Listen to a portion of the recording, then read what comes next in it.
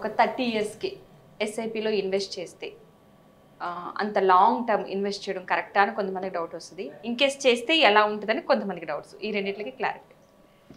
Madam first SIP అంటే systematic investment plan. క్రమబద్ధంగా ప్రతి నెల వారమో పర్ డే ఎంతో కొంత ఇన్వెస్ట్ చేస్తూ పోవడం అనేది దాన్ని కాన్సెప్ట్ ఎస్ఐపి అంటారు మ్యూచువల్ ఫండ్స్లో. రైట్. అంటే ఎప్పుడైతే ఈ ఎస్ఐపి అనేది చిన్న అమౌంట్ నుంచి 100 రూపీస్ నుంచి ఎంతైనా మీరు కట్టుకోవచ్చు.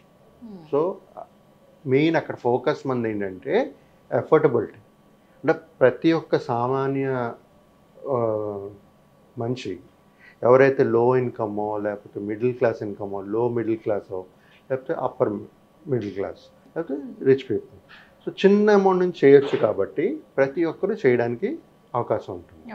సో ఎవరైతే తక్కువ సంపాదిస్తున్నారు లైక్ లేబర్స్ ప్రతిరోజు ఒక 500, 600, 700 సంపాదిస్తుంటారు, వాళ్ళు కూడా ప్రతిరోజు ఒక 100 రూపాయలు కానీ పక్క తీసి పెడితే 3000 అనేది సిప్ ప్రతి నెల కట్టుకోవచ్చు. రైట్. సో ఇక్కడ ఏంటంటే మేడం నేను చెప్పేది ఒక 30 సంవత్సరాలు కానీ ఉంటే వాళ్ళకి ఒక చిన్న అమౌంట్ ఎస్ఐపి అనేది స్టార్ట్ చేసుకుంటే కానీ మన మన మన ఎప్పుడైనా ఇన్వెస్ట్ చేసే ముందే మన గోల్ చాలా క్లియర్గా ఉండాలి. అంటే 30 సంవత్సరాలు అంటే ఫర్ ఎగ్జాంపుల్ రిటైర్మెంట్ ప్లానింగ్ చేసుకుంటున్నాం అనుకున్నాను. సో రిటైర్మెంట్ ప్లానింగ్కి నాకు ఒక 1 కోటి రూపాయలు కావాలి. సో నేను ఇవాళ 2000, 3000 స్టార్ట్ చేస్తున్నాను. 30 సంవత్సరాలు కట్టాలనుకున్నాను ఫర్ ఎగ్జాంపుల్ చెప్తున్నాను నేను. సో కడుతూ వెళ్తే ఒక 1 కోటి రూపాయలు ప్లాన్ చేస్తే ఒక 30 ఇయర్స్లో జనరేట్ చేయగలుగుతున్నారు అనుకున్నాం. సో మధ్యన కానీ ఇప్పుడు ఒక ఫ్యామిలీకి పిల్లలు ఉంటారు, వాళ్ళ రెస్పాన్సిబిలిటీస్ ఉంటాయి, అవన్నీ ఉంటాయి. ఇక్కడ ఈయన ప్లాన్ చేస్తుంది ఏంటి 30 ఇయర్స్కి ఒక రిటైర్మెంట్ గోల్ సెట్ చేసుకుని ప్లాన్ చేసుకున్నారు. 10 ఇయర్స్ తర్వాత వాళ్ళ అబ్బాయికో వాళ్ళ పాపకో ఎడ్యుకేషన్ కట్టాలో లేకపోతే మ్యారేజ్ చేయాలో ఏదో ఒక కోసం డబ్బులు అవసరం పడేటప్పుడు మళ్ళీ డబ్బులు కావాలి.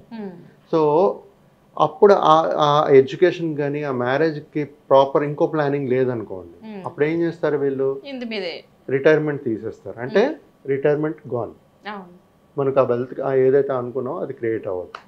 సో ఇక్కడ మనం చేయాల్సింది ఏంటంటే ఫస్ట్ వాళ్ళకి ఎంత ఇన్కమ్ వస్తుంది, ఎంత మిగులుతుంది, సో దాని తర్వాత గోల్స్ ఏంటి, వాళ్ళ లైఫ్ ఒక రిటైర్మెంట్ గోలు, ఒక బాబు ఉంటే ఎడ్యుకేషన్ గోలు, వాళ్ళ మ్యారేజ్ పాప మ్యారేజ్ గోల్.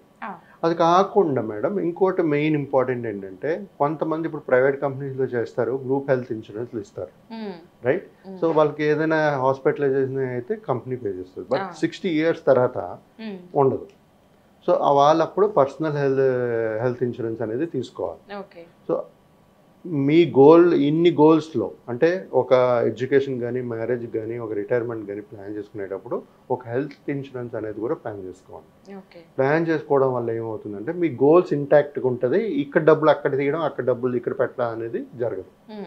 ప్లస్ ఇంత లాంగ్ జర్నీ చేసేటప్పుడు ప్రతి ఒక్కరికి చాలా అఫోర్డబుల్ ఉంటుంది. ఎందుకంటే చిన్న చిన్న అమౌంట్ కూడా చేసుకోవచ్చు, వెల్త్ పెద్ద క్రియేట్ చేసుకోవచ్చు. ఈ ప్రాసెస్లో మాత్రం డిసిప్లిన్డ్గా ఉండాలి. ఏ డబ్బులు అయితే మనకి ప్రతి నెల అవసరం ఉండదో, అంటే ఫర్ ఎగ్జాంపుల్ ఒక 25,000 సంపాదిస్తున్నారు అనుకోండి, ప్రతి నెల ఆయనకి ఒక నెల 2,000 మిగులుతుంది, ఒక నెల 5,000 మిగులుతుంది. మ్యాక్సిమం ఆన్ యావరేజ్ 1 ఇయర్ చూసుకుంటే 2,000 మిగులుతుంది అండి. కానీ ఆయన 5,000 స్టార్ట్ చేశారు సిప్. సో అక్కడ కంటిన్యూటీ అనేది మిస్ అయిపోతుంది కదా. సో నేను అంటుంది ఏంటంటే ఏదైతే అమౌంట్ మీరు ప్రతి నెల మిగులుతుందో క్లియర్గా కనబడుతుందో ఆ అమౌంట్తోనే సిప్ స్టార్ట్ చేయండి. సిప్ స్టార్ట్ చేసి ఒక 6 మంత్స్ తర్వాత లేకపోతే ఒక 8 మంత్స్ తర్వాత ఇంకేదైనా ఒక లంసమ్ అమౌంట్ వచ్చి అక్యుములేట్ చేశారనుకోండి, సేవింగ్స్ అకౌంట్లో ఉందనుకో, అది ఒకేసారి యాడ్ చేసుకుని ఇన్వెస్ట్ చేయవచ్చు. ఎస్ఐపి మూలం కాకుండా లంసమ్ వన్ టైం. సో ఆ విధంగా చిన్న చిన్న అమౌంట్లు కూడా యాడ్ చేసుకోవచ్చు.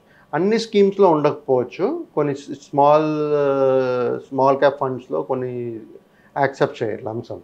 ఒక ఏఎం కానీ రీచ్ అయిపోతే ఈ లంసమ్ అమౌంట్స్ అనేది తీసుకోరు, ఓన్లీ ఎస్ఐపిస్ తీసుకుంటారు. ఆ విధంగా మనం ప్లాన్ చేసుకోవచ్చు, ఎక్కడో ఒక దగ్గర పెట్టుకోవచ్చు. ఎందుకంటే స్కీమ్ ఒకటే సెలెక్ట్ చేసుకోం కాబట్టి. సో ఆప్షన్స్ ఉంటాయి మనకి, దాంట్లో పెట్టుకుంటూ వెళ్ళచ్చు.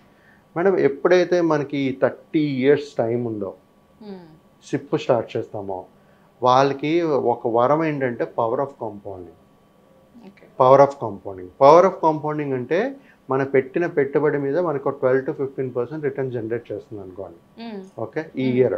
ఓకే, నెక్స్ట్ ఇయర్ ఏదైతే ఈ ఒరిజినల్ ఇన్వెస్ట్మెంట్ ఉంటుంది ప్లస్ 12% రిటర్న్స్ ఉంటుందో దాని మీద మళ్ళీ 12% రిటర్న్స్ జనరేట్ చేస్తుంది ఎవ్రీ ఇయర్. ఇలా ఈ అమౌంట్ ఆ అమౌంట్ మీద అమౌంట్ చక్కెర వడ్డీ అంటారు చూసారా, వడ్డీ మీద చక్కెర వడ్డీ వస్తుంటాయి. సో అదే విధంగా క్యాల్కులేషన్ అనేది ఉంటుంది.